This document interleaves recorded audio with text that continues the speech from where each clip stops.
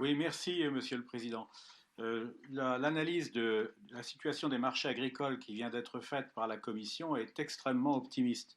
Et moi, je ne partage pas du tout cette analyse. Je pense que beaucoup de secteurs sont fragilisés et j'aimerais vous donner l'exemple du vin et du bœuf. En ce qui concerne d'abord la situation du vin, eh bien, c'est un secteur qui subit une double peine. Il est touché par la fermeture des restaurants dans beaucoup de pays, ce qui fait un débouché de moins pour lui.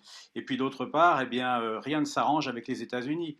On fondait de grands espoirs sur la succession de Biden à Trump sur ce sujet, et en définitive, tout paraît bloqué. Donc j'aimerais savoir si on entrevoit le bout du tunnel en ce qui concerne les sanctions américaines liées à l'affaire Airbus ou bien pas. Et puis, deuxième point, le secteur du bœuf, c'est une variable d'ajustement dans tous les traités de libre-échange. Voilà maintenant que la Commission nous annonce qu'il faut consommer moins de viande rouge.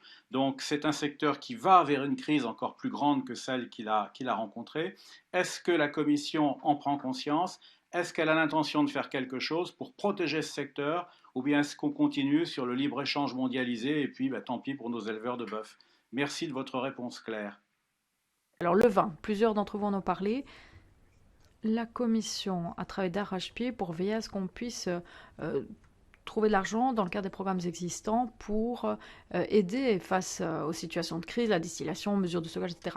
Mais n'oublions pas non plus les négociations sur l'OCM, parce qu'il y a toute une série de propositions, notamment du PE, qui visent justement à faire face aux problématiques du secteur du vin. Un exemple, la proposition du PE visant à proroger les autorisations qui avaient été octroyées, enfin du moins si la mesure passe lors des négociations finales, je pense que ce serait une mesure qui serait vraiment saluée par le secteur vitivinicole. Et la Commission a certes ses réserves en la matière, mais nous devons admettre qu'il y a un large soutien au Parlement.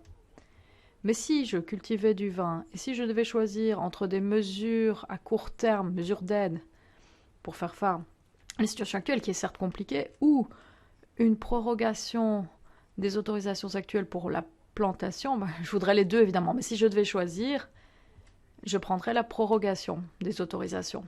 Mais bon, ne perdons pas de vue ces mesures importantes qui sont en préparation et qui sont vraiment dotées d'un potentiel important, je pense, pour vraiment améliorer la situation pour les producteurs de vin.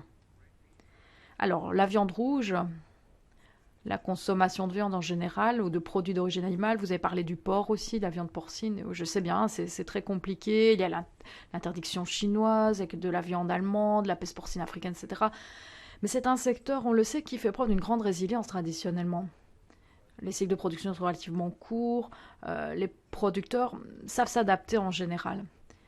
Ils savent réagir aux signaux sur le marché et on constate certains signes encourageants de reprise dans ce secteur récemment en tout cas.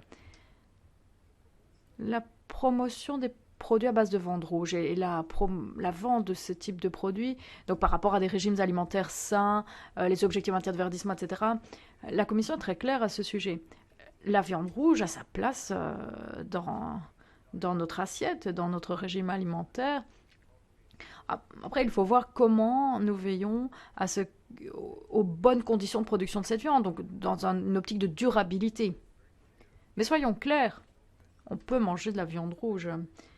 Une viande rouge, en tout cas, produite correctement, donc de manière durable, on peut tout à fait la consommer. Et ça sera toujours le cas à l'avenir.